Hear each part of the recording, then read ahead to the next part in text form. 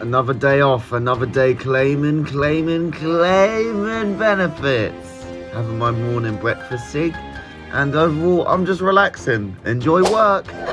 So today we're going to talk about the certificate of sponsorship from UK and how it has caused a lot of stir in Africa and also around the world. And you see a lot of people losing their monies because of certificate of sponsorships. One gentleman I was talking to almost paid £12,000 just to get to come to the UK. And most people ask the logic of how a person can raise £12,000 and still decide to leave the country where he raised £12,000. There is no logic, or at least a logical explanation to say, than to say a person has chosen the path of just becoming a worker. So we need to see how the odds of Africa are intertwined to that of the UK. But we have to understand the fact that the certificate of sponsorship issue is not only affecting Africa, it's affecting the UK as well, as it is seeing an influx or a rise in the number of immigrants that are flocking into the country. And most of the people you see are becoming destitute in UK, having no houses to live in or stuck without work because they're tied to those who bring them. So today we are going to talk about what caused really this surge in immigration and why the UK is now trying to curb it by making it harder for migrants to enter the UK. This causes consequences between the both places. But before we dive into the details, I want to give you some background on how the UK immigration works. If you're new here, please don't forget to subscribe to our channel, hit the notification bell, and tell us where you're watching us from so that you join the growing team. According to a report by Migration Observatory, they say the UK as of late right now has cut 44% of non-EU migrants since 2015. It then means that for some reason the UK is finding it hard to control non-EU migrants. And you know, since 2010, Theresa May, who was then the Home Affairs Secretary, introduced new restriction measures and requirements in terms of visas. So they want to change the way the UK borders operate. So Theresa May, as the Home Secretary, was tasked to introducing two most important features. So the most important features that they put were, the first was called the net migration target, which means there is supposed to be a certain number of migrants that come into the UK. And then they also want to make it hostile for illegal immigrants, which then means they want to make a hostile move against illegal migration. When we talk about how they make it hostile for illegal migrants, we need to be clear. In as much as they're talking about illegal immigrants, they are also now concerned about the real legal, the normal immigrants. It seems like it's coming from a political standpoint, which assumes that if there is no curb or there is no cape of trying to limit or the target of net migration, some parties might lose power. Therefore, you see how politics can influence some economic decisions. So it seems to be interesting to note that the UK is experiencing a surge in migration, yet the citizens are not really interested in migration. But the question is, why is that? So we need to take a closer look. You see, the UK is facing a demographic challenge with more senior citizens than working age individuals. The UK was moving away from Europe, so it then faced a lot of emigration, which is the leaving of people from the UK to different parts of Europe. And this figure, see this figure, is what they lost out of the UK. And this gap was left to be filled. So the UK government did not realize the various factors that contributed to this shortage of population, such as the high cost of living in the UK, and also the cultural attitudes towards having family sizes, and the impact of big pharma, which is big pharmaceuticals. A study by the Center for Economic Performance found that immigrants contribute more to the UK economy than they take out in benefits and services, which then leads us to ask a question: why is the UK sort of hostile to the idea of immigrants, or why do we see most prime ministers battling the cap or the net immigration, which is the number of migrants in the country. We need to listen to this conversation, and then we are going to come back and do a post analysis. So now we're here, we're going to listen to what this lady said. It's very important to listen to this part of the conversation because this lady answered it perfectly. So let's hear it. Much less change in the political nervousness about discussing it. So I don't think we can call this mass migration or immigration like a curse, because you guys get benefits from us, right? Like you guys get better treatment, better healthcare systems and everything. It's nice. This lady said, you guys get better treatment, get us better services, you get benefits, which then takes us to the next stage. The way they don't appreciate the migrants is really appalling. It's really questionable about why all of a sudden the problem becomes immigrants, whereas the local people have all these benefits to enjoy from the sweat of migrants in the country. So this woman will pose a very interesting question. We are going to listen to the conversation between the lady from Channel 4 and Damian Green, the MP in the UK. Then we'll see it for ourselves. Gary Gibbon reporting there. Well, earlier I spoke to Damian Green, who was Immigration Minister under David Cameron and Deputy Prime Minister to Theresa May. I began by asking him if he thinks the government policy on immigration has failed, or if the government has just been dishonest about the benefits of immigration as a whole. It's a question of dichotomizing whether the immigration system has failed or the government is being dishonest about the benefits of immigration for the greater population of the people.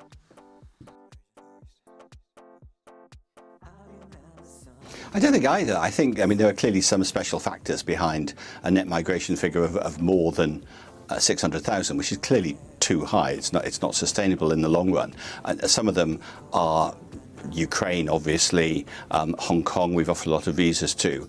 But I wouldn't deny the underlying point is that this level of net immigration is not sustainable, and so the government needs to take some action, some of which it's already taken, to bring it down. Take back control, as it were. Has the government lost control of this? No, because we can see why it happens. You lose control if you don't know why things have happened. You don't know what you need to do. It's too high. It needs to be brought down. I'm glad that this week, for example, they have cracked down on what has clearly become a loophole of dependence of students here, where there were 16,000 of them in 2019 and 136,000 last year. That's clearly the sort of exploitation of the system, which happens all the time.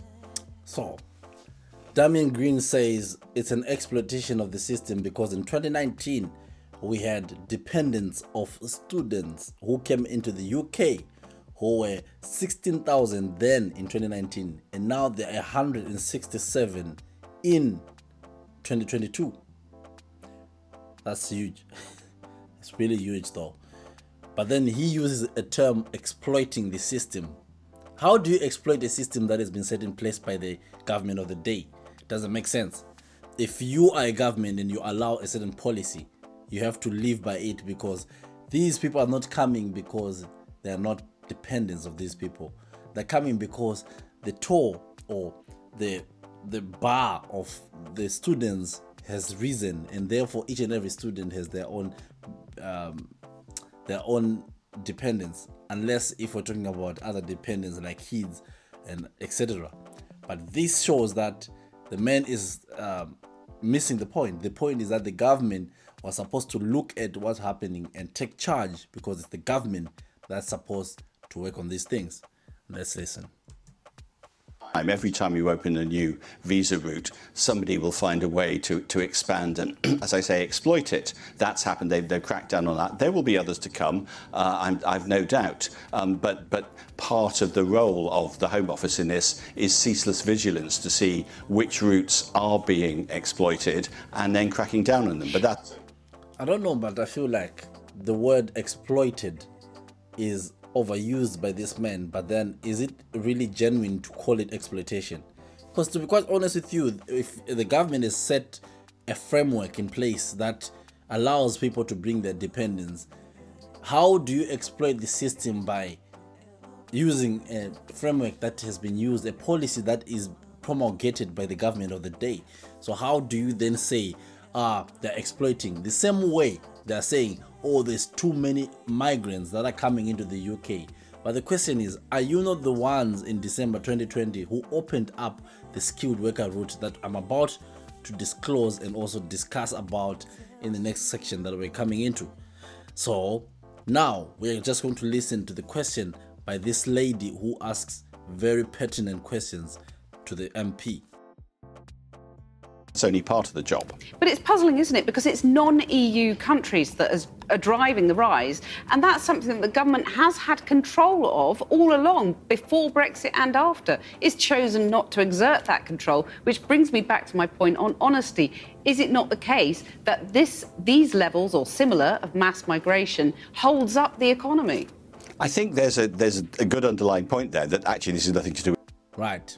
Now let us get into the topic of the day. So, according to the Lancashire Council, a quarter of working age population in the UK is on benefits. So we are talking about a quarter of the working age population. Probably you watching my video, you and I. They are on benefits. And the UK government is losing over £40 billion just maintaining the number of the people that get benefits in the UK. And this is when you get people like... Thinks they don't get nearly enough. Oi! Don't Granny! You ain't clever, babe! Meet mother of three Sarah Crafter, who's 45 and hasn't worked for over 20 years. Whoever done that, clear it up now! Sarah's oldest is camera shy Scott, 24, never had a job, but he is generous with his benefits. My son has just bought me that. He's just bought me Becky. Kid number 2 is Brian. He doesn't work either, but he does want to be in front of a camera. I want to do acting. I want to become an actor. Like in soaps, like EastEnders and Hollyoaks. Or, He's been on The X Factor. yeah, been an X Factor. Come and look at Lulu! And youngest of them all is 19-year-old Sarah Jr., who's also had no sniff of a job. Between them, they can claim over £2,000 a month in handouts. It gets us to see the real issue here. A very interesting conversation is who pays the taxes. You guessed it, I know, immigrants. They want to solve the problem. What is the problem? The problem is we have too many immigrants in the country.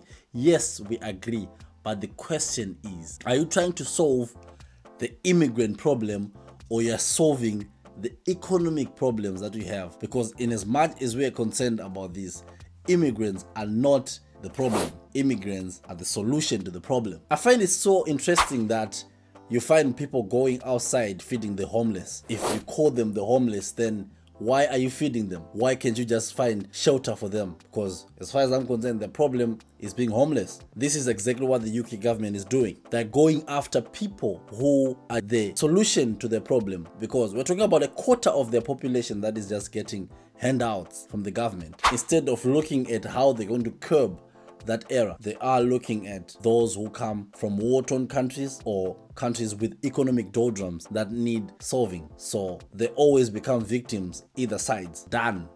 And then we saw the exit of the people, and now they rushed to Africa in certain places, the Philippines, and I'm pretty sure there's the Philippines, there's Nigeria, there's Ghana and Zimbabwe, who are topping the list of those coming into the UK.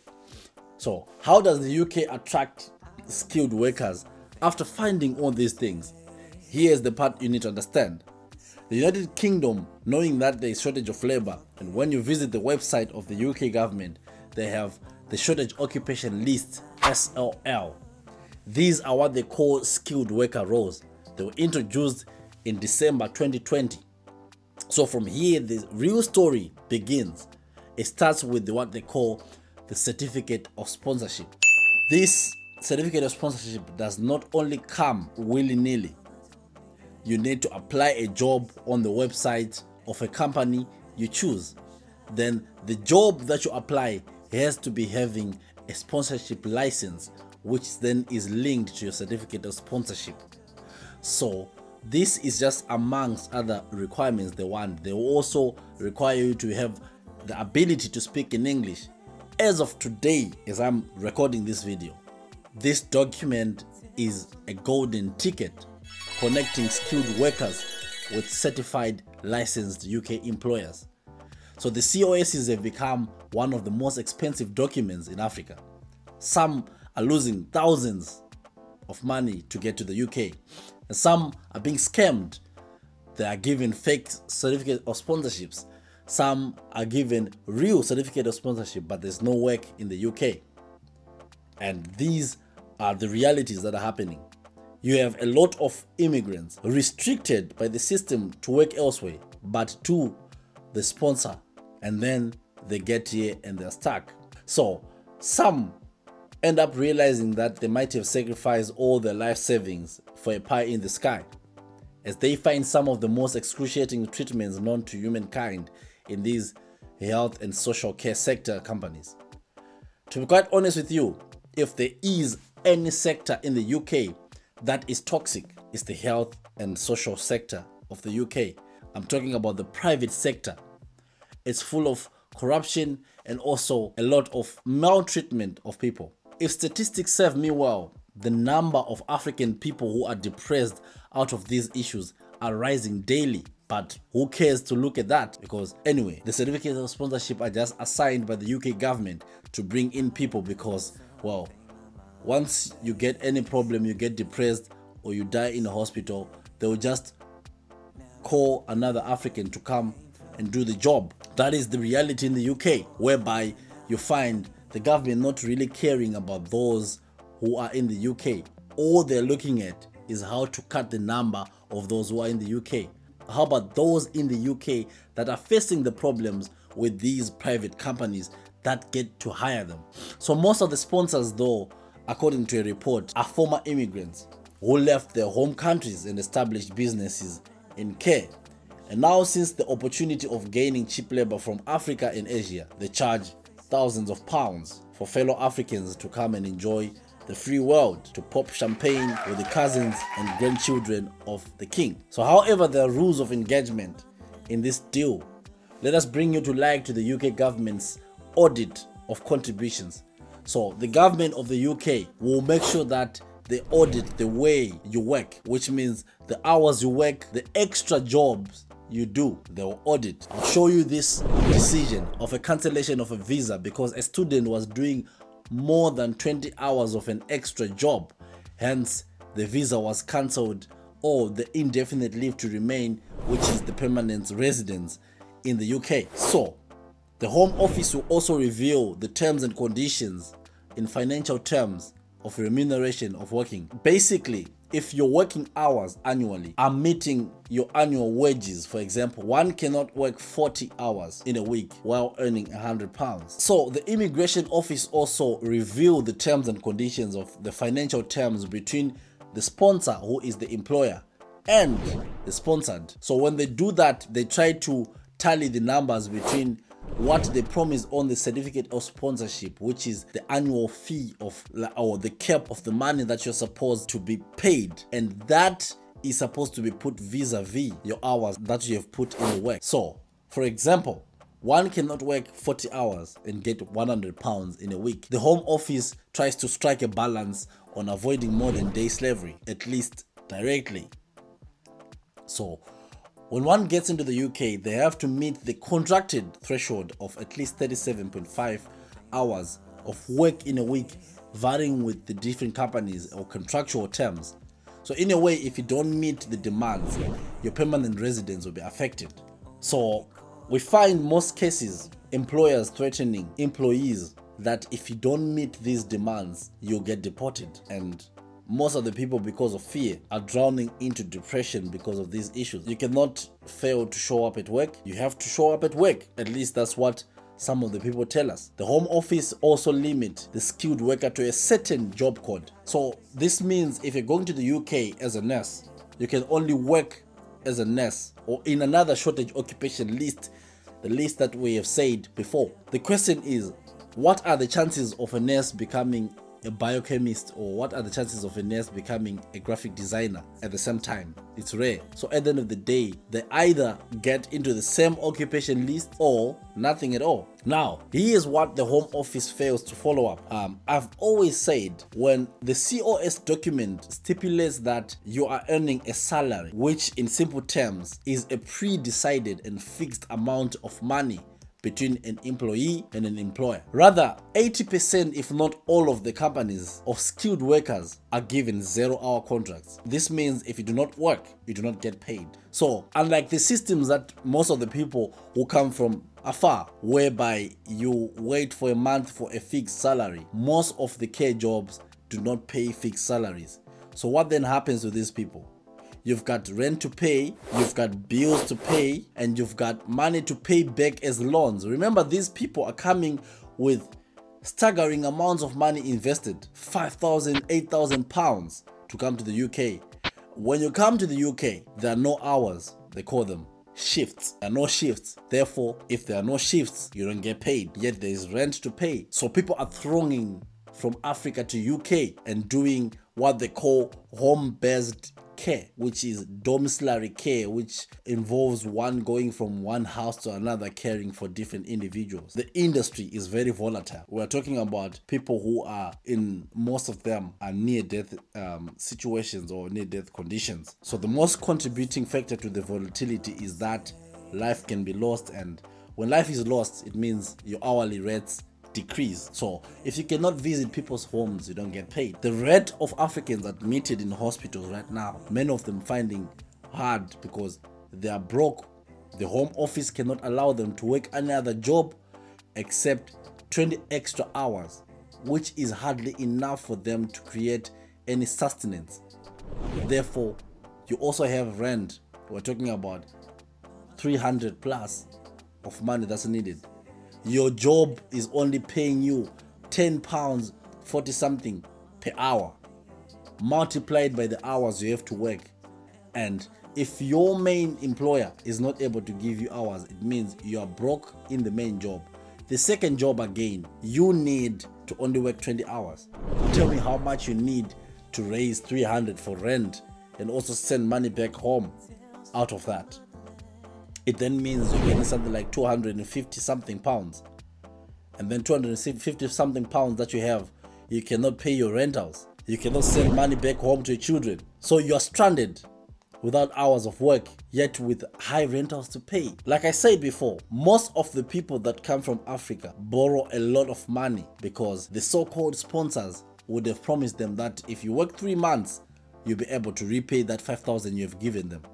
So somehow, the certificate of sponsorship has become sort of a business to some. To surprise you though, most of the employers in the UK who are treating Africans like this, sadly, are our brothers and sisters. So Africans are running from evil, corrupt leaders back home, yet running straight into evil and greedy African employers who are in the UK. You find out that if you are an African in the UK, and you work for a European or an English person per se, they will treat you with respect. But then if you go to the Africans, those people are not respectful and those people are very abusive as well. It's a fact. They don't respect the workers, they abuse the workers as well. And those are the most corrupt ones because those are the ones that are charging £5,000, £8,000 for one to come to the UK. And the Home Office is trying to crack down on this, but there is really less evidence to bring into account. But a lot of people right now are suffering.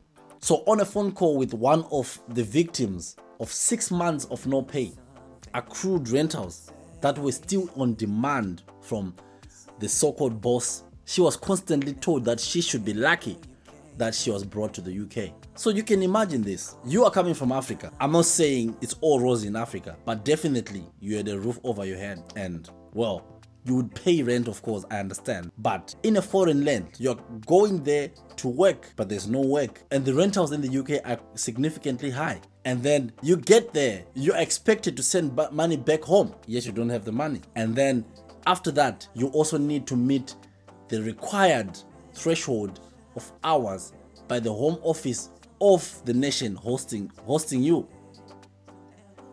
Therefore, if you do not satisfy the Home Office, you get chucked out of the country. If you then demand your hours from the boss, they'll tell you should appreciate that you are in the UK in the first place. So what does this person do? They become depressed. Slowly, they sink into depression, and slowly they get admitted. And most of them are dying at night. These are cases that are happening in the UK, but no one speaks about them because the media is concerned about, let us cut the number of immigrants coming. But the rate at which modern day slavery is in the health and social care sector in the UK is appalling. But to be quite honest with you, it's just one side of the story. The most important side of the story that I want to talk about now is why we have become destitute of the world. Many young, educated African minds are being tossed around like football, and the African leaders are not questioning themselves on why their children are being abused and some dying, and there's no remorse. So as you can see, the UK immigration policy is not only unfair and discriminatory to Africans, but also harmful to the UK itself. It deprives the country of skilled workers, diversity, and innovation, and it creates a social and economic problem. That's what we need to raise awareness and demand more humane and sensible immigration system. I don't know what you think, guys, if you agree or disagree with me. Let me know in the comments below, and if you found this intriguing, please hit the subscribe button and join us as a team. See you.